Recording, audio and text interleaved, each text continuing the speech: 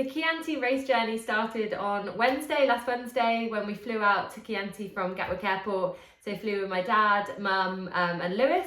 And yeah, we went out on the Wednesday because the race was on the Saturday, and I find for bigger races I just need that little bit more travel time. Travel can tire me out quite a lot. I've had migraines in the past, to try and keep like really hydrated, but just need like a couple of days to settle into Chianti Italian life and just relax before the big race day, because when you're running 120k there's a lot to think about in terms of fueling, crewing, the kit that you need, and I just find that I need those few days in order to just process everything and get everything together and get everything right. Race morning in Chianti, and the day that I was going to run the longest distance I've ever ran in a race. If I'm honest, it was amazing being lined up next to Courtney Dauwalter, so I'd never been on the start line with her before, so that was the first, and it was a nice vibe on the start line actually. It was quite 4 o'clock in the morning, it's quite calm and collective, there's an excitement in the air, you've got the UTMB music, but there's a really nice vibe. And I think once I got to the start line, the nerves just started to go, and I just had excitement because it's a long way, you've got a lot of hours to sort things out and think things through. And I just thought, actually, I'm really excited for this adventure and this race. And at the moment, there's nothing, once I get to that point, the nerves kind of lift. And yeah, it's all just about focusing on you, focus on the process, and getting ready to race, which was really cool. So the gun kicked off at 4 o'clock in the morning. Yeah, that was the start of the race. And I guess to summarise the night side, so we spent 2 hours in the dark. It's the first time I've ever raced in the dark before, in terms of in the morning. So I finished CCC in the evening, which was the first time I'd ever done that, and that was actually in the rain. So it was nice in Chianti not to have rain and actually have nice dry trails and nice dry conditions. And it was all about running my own pace and running my own splits and not getting carried away at the start, and I think I did exactly that. And at one point I did catch up, or like get nearer the lead women. So Courtney, I ran up a hill behind Courtney, and then she ran faster on the descent than me and kind of got the gap again, and she closed the front group, and I could see them slightly up the hill. And I think, yeah, I'm still at the stage where I'm new into the ultra world and new into these longer races, so actually trusting that, you know, not even non-technical descents, you can run them a bit quicker and your legs would have that durability. And I'm still biding my time with that. I've got a lot more confidence from this race, but I'm still in that unknown phase. And I saw the winner of the men's race wrote about this as well. It's like, how fast can you go? Where's that line? And Courtney and the girls have run lots of longer races, so they probably have more confidence in knowing where that line is. And so all I had to do was run my own race, because I wanted to get to the finish and I wanted to finish strong, and I didn't want to be in a complete hole with halfway to go or 3 hours to go and still have to get myself to the finish. So the way I paced it, I think, worked out really well. So nice, slow, steady start, easy effort for me, and then slowly starting to either maintain or come through when you can. Myself and Lewis had pretty slick aid station transitions. Still bits to learn from that, but there was lots of decisions that were made during the race that would really helped me. So one thing was people not thinking it was going to be too hot, and actually we looked at the weather forecast and looked at how strong the sun was and potentially how that could get up to like 17-18 degrees, and actually, like, after about probably like 8 or 9 hours in, definitely needed ice. And I was like, ice, and honestly, ice was the biggest game changer ever. The way it just cools down your body, and like how much better I felt having that ice on me, because it did get pretty hot. So it was definitely a really important decision to have that ice there. I did go through a bad patch between hours like 5 to 6 or 5 to 7. After I got to the top of the climb, and I think there was quite a technical descent, my legs actually felt pretty rubbish, and I was like, oh gosh, this is happening quite early. And I'd had a bit of glute like tightness in the month before, or the couple of weeks before, and that started to resurface a little bit. And so I did get a little bit worried at that point, like that's quite early for it to happen. But what I kept reminding myself was that in ultra running, that you will go through ups and downs. Like, I spoke to most people and nobody really had a perfect race like you do in the shorter ones.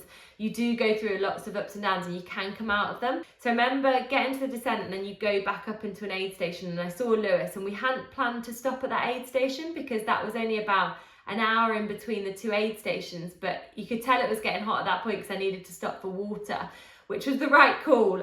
But unfortunately, we didn't think we were going to stop, so Lewis didn't have the bottles with him, so I had to top up at the aid station water thing, and the water just wasn't coming out. So we had to, try and get that out quicker. It took bloody ages, but it gave Lewis a chance to tell me, like, you're going at the right pace, like, just think, like, easy run pace. Might feel hard now, but the legs will come out of this. You've just done a big climb, so it's gonna feel like that. So that was actually a turning point when I saw Lewis at that aid station, because then after that, my legs started to feel pretty good, and I started to like tick along really nicely. I passed two of the other girls. I think they were fourth and fifth, so I managed to get myself into fourth.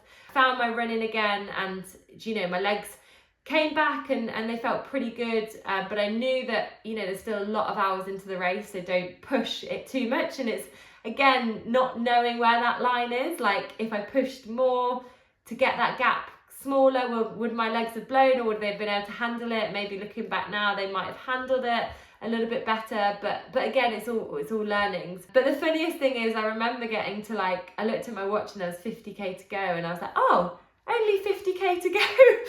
And like, I did giggle to myself, because I was thinking, when did I ever think that just 50k to go wasn't actually that long? And then I remember getting to 30k to go and being like, oh, we've just not got long left now, like, this is in the home straight. And like, 30k is still a long way, but it was really nice to have that positivity in my mind naturally during the race. I remember after the second last crude aid station, you go back up this really long climb again, and I got to the top, and I think there's bits that level it off, and this guy, and we were passing all the runners in the 75k, which actually did make it a little trickier, because I had to shout excuse me like a lot, because some of the single track paths, and then when I was running on descents, sometimes there wasn't any room to the side to go past them. So if I thought somebody was running quite well, I'd sit in behind them, but then I'd realise actually that's too slow and I need to get past them. So there was a lot of time spent in that section dodging and weaving not the back markers, the mid markers. And when they realised that I was in the 120k, they were like really supportive and shouting. But some people just wouldn't move out the way because they thought I was just in their race and just, wanting to get past. But so it became quite hard actually, that section. And I'd say like I preferred being out on my own to being in all that busyness. 15k to the finish, and it is downhill, but there are a few uphills as well. And I finished strong. Like, I was really pleased with how my legs were feeling in that 15k, and I ran a similar last 15k to Yngvild and Rachel. So I've looked on Strava. I'm Strava Dark, so you won't be able to find me. But I have looked at these, and we looked at the official splits as well. Courtney did the last 15k in the same pace as that I did the 75 last year. So absolute machine. And I had an interview with Rachel who said when Courtney went past her, she thought that she was running really strong, and it made Rachel feel like she was standing still. So Courtney just had that extra gear, extra durability in that final section, which was amazing. But I was really pleased that my final section, even though I wasn't in the race, as in a race, in a battle, because often when you're in a battle like I was last year, it does make you go quite a bit faster because you're catching someone, or you're fighting for position. Whereas I was kind of out on my own in fourth. I obviously knew I had fifth behind me, and I knew I had third ahead. But it was me against the kind of clock at that point. So I was really pleased that I was able to get that final 15k section strong. But it also is really good sign in terms of durability, and kind of knowing that you're not just hanging on at the end. And someone might say, well, maybe you should have gone faster early on, but actually the smart people would say you've actually paced it really well to be able to finish strong, and actually maybe there is a bit more to come. Yeah, overall, I guess fourth out of the women, 16th overall, but golden ticket got given to me, and the golden ticket was handed down. So Courtney decided not to take the golden ticket, and she did say that before the race. Yngvild took the golden ticket, Rachel declined the golden ticket, came to me. Originally before the race, we said a golden ticket isn't what we're going after, so if we get handed it, we're not accepting it because we're not doing Western States this year. When the golden ticket got passed to me, it was a bit like, oh, what do you do? Emotions start to run high. Western States is like one of the most iconic races in trail running history. Am I ready for it? Is it in the plans? Absolutely not this year. It would be rushing it. It's expensive to go out there. we've already got the summer planned. Lewis won't be able to come out with me, and I think patience will pay off for these things. So although I got handed it, it wasn't the right year to do it, and I know that decision's not the right decision.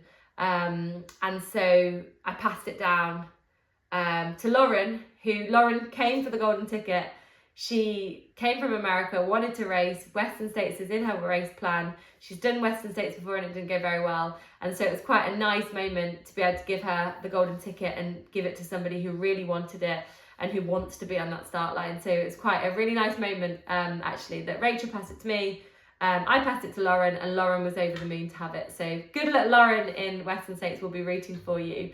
But thank you, Chianti. As always, one of the best races I've ever been to. The support's amazing out there. Got to watch my mum and dad do amazing in the 20k with 900 metres of elevation on the Sunday. My mum getting her age category, winning her age category and getting to go onto the podium in the awards ceremony, and my dad coming fourth in his age category. Absolute inspiration, especially after crewing me the day before. So should have been knackered, but we're just loving it all the way round. Really proud of them both.